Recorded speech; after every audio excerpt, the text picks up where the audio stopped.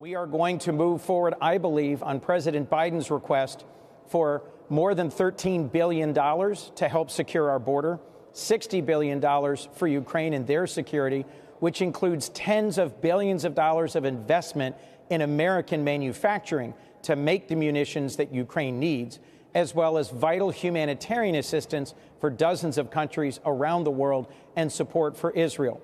My hope is that following today's briefing, we'll realize we've run out of time to negotiate the perfect package, and we need to move forward with this package. That may very well be, but there is still a raging debate, as you know, between Democrats and Republicans over this issue, over the funding on the border wall or the border, how much money that should ultimately be. Is $13 billion enough? And then, you know, what do you do about the House of Representatives and where they stand right now? Well, to be clear, President Biden's request would be the single largest one-year investment in border security. It would hire thousands of Border Patrol agents, Customs and Border Protection agents, asylum officers, build new processing and detention facilities, and help fund deportation of those found ineligible for asylum. So I was part of the bipartisan group that negotiated the last big bipartisan effort at immigration reform. We, after months of negotiations, agreed to put together a similar amount of money, but over 10 years. President Biden is proposing to invest it in 1 year. There are also some changes in policy that we've been discussing, but we're still very far apart.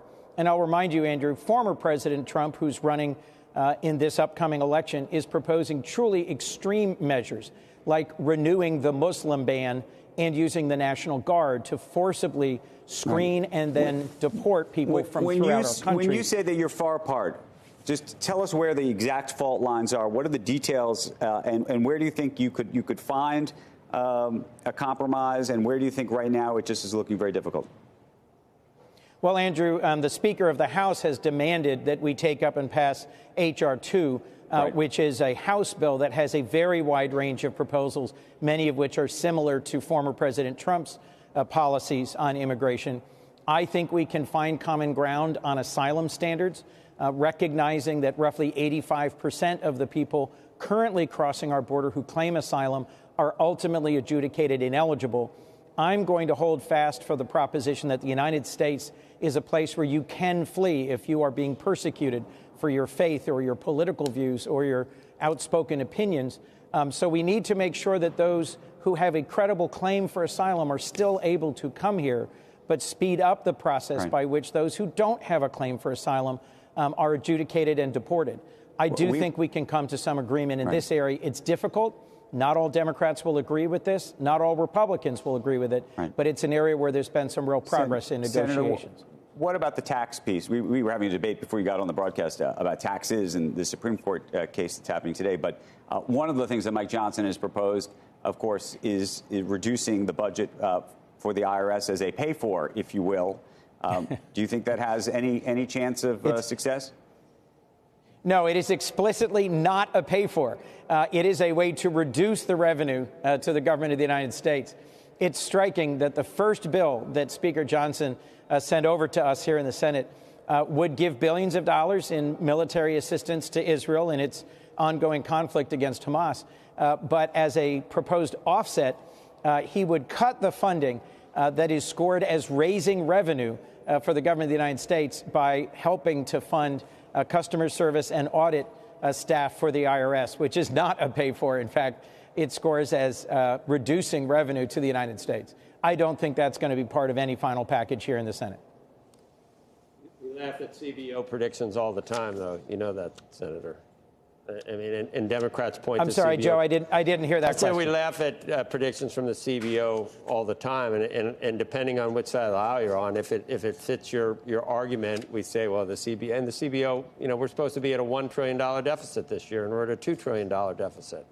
So, I mean, you know, I don't know whether, when you spend a certain amount, you spend X amount, and you're actually going to get 2X back. I mean, that's like fuzzy math. We'll see whether it works.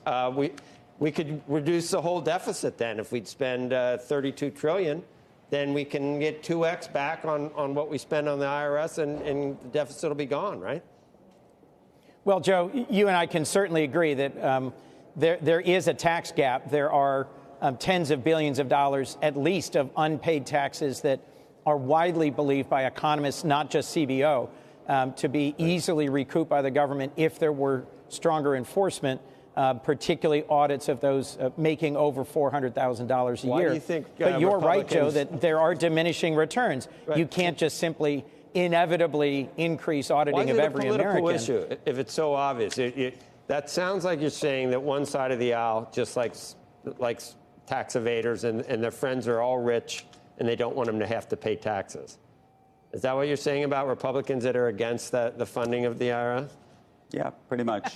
Joe, I didn't make that point at all. What I said was that it scores as not paying for the aid to Israel. I think you had Senator Marshall on yesterday. You don't worry about weaponizing the on IRS again, Senator. You saw what happened. You remember, you were there for Lois Lerner, weren't you? Maybe you weren't. But do you dispute yes, I was. that the Obama administration weaponized the IRS like so many agencies seem to have been weaponized? If you had Patriot in your name, you were audited. Now, you put 80,000 new agents or whatever it is. You don't see any reason that some people might think that that's going to be intrusive and not get to the end result that we're looking for?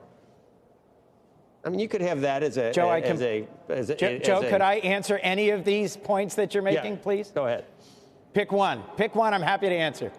Now, don't obfuscate. Go ahead. Just answer. Do the weaponization one, because I think that's the one that is the thing that there are a lot of Republicans who have used that as at least their rationale, whether it's real or not. What, you don't think it happened? What do you mean if it's real or not? No, I think there's a larger issue, which is to starve the government of money is actually the real goal here, but that's a separate... Is that a bad idea? Well, see, you just said that's not a bad idea, and that's the problem. I'm happy to help the two of you debate anytime you want. Spending any other way, when you can't do it any other way. Go ahead.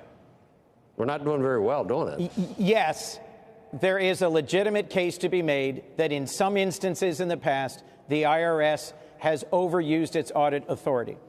But the dramatic cut in the staffing to the IRS under the previous administration resulted in a growing tax gap. Somewhere in between those 2 points, making sure that audits are appropriate, credible, transparent, and professional, and providing adequate resources for appropriate audit levels, somewhere in the middle there is the right result.